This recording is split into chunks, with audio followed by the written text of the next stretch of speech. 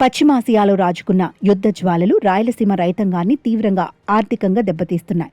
ఇరాన్పై America, Israel కొనసాగిస్తోన్న దమనకాండతో హెర్ముజ్ జలసంధి మీదుగా రవాణా నిలిచిపోయింది. ఈ ప్రభావం ఆంధ్రప్రదేశ్ ఉద్యానవన రైతులపై ప్రత్యక్షంగా పడుతోంది. చిత్తూరు జిల్లాలో సుమారు 1.10 లక్షల హెక్టార్లలో మామిడి సాగు చేస్తున్న 88,000 మంది రైతుల జీవనోపాధి ఇప్పుడు ప్రశ్నార్థకంగా మారింది. సీజన్ ఇప్పుడే మొదలవుతున్నా విదేశీ కొనుగోలుదారులు ఎవరూ ముందుకు రాకపోవడంతో తోటల వద్దే పంట నిలిచిపోయే ప్రమాదం ఏర్పడింది. దీనికి తోడు రవాణా మార్గాల్లో ఆటంకాలు, షిప్పింగ్ ఖర్చులు భారీగా పెరగడం ఎగుమతిదారులను వెనక్కి తగ్గేలా చేస్తోంది.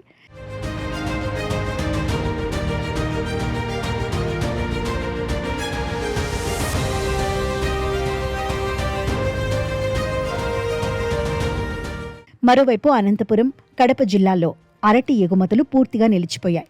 Kuwait, UAE, Iran, Iraq, Britain దేశాలకు ప్రతిరోజు వెళ్లాల్సిన 600 టన్నుల అరటి రవాణా ఆగిపోయింది.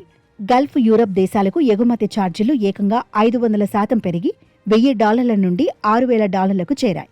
దీనివల్ల చిత్తూరు జిల్లాలోని 47 పల్పింగ్ యూనిట్లలో గత ఏడాదికి సంబంధించిన సుమారు 1 లక్ష టన్నుల మామిడి గుజ్జు నిల్వలు గోడౌన్లకే పరిమితమవుగా కొత్త సీజన్ ఆర్డర్లు రాక 88,000 మంది మామిడి రైతులు ఆందోళన చెందుతున్నారు.